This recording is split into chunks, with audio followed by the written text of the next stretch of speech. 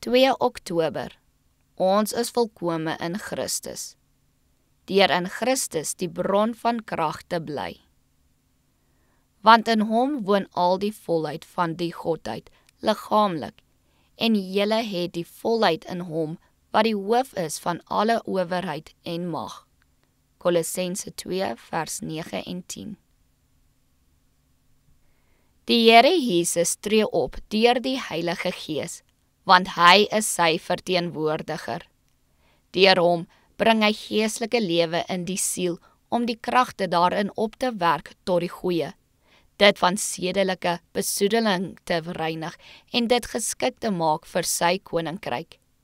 Jesus het ruime seëninge om te skenk, ryke gawes om onder die mense uit te deel.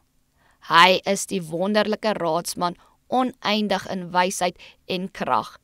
En as ons die krag van sy gees wil erken en ons oorgee om deur hom gevorm te word, sal ons volkome in hom staan.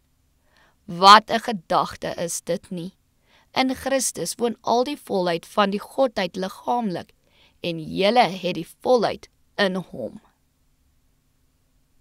Nooit sal die menslike hart geluk ken, totdat hy hom oorgegee het om deur die Heilige Gees gevorm te word nie.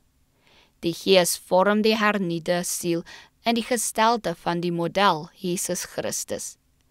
Deur die invloed van die Gees word vyandskap teenoor God in geloof en liefde verander en hoogmoed in nederigheid. Die siel besef die skoonheid van die waarheid en Christus word in voortreffelikheid en volmaaktheid van karakter vereer.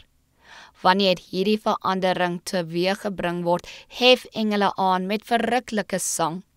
En God en Christus verheug hulle oor siele wat na die goddelike beeld gevorm word.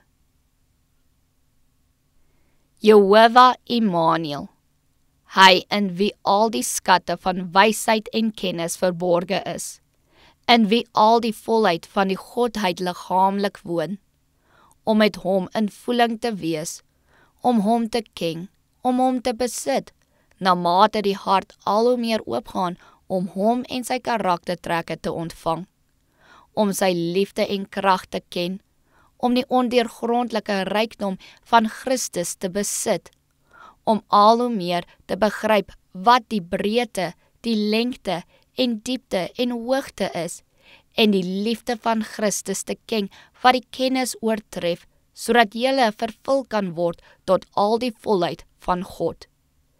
Dit is die erfdeel van die knegte van die Here, en hulle geregtigheid wat uit my is, spreek die Here.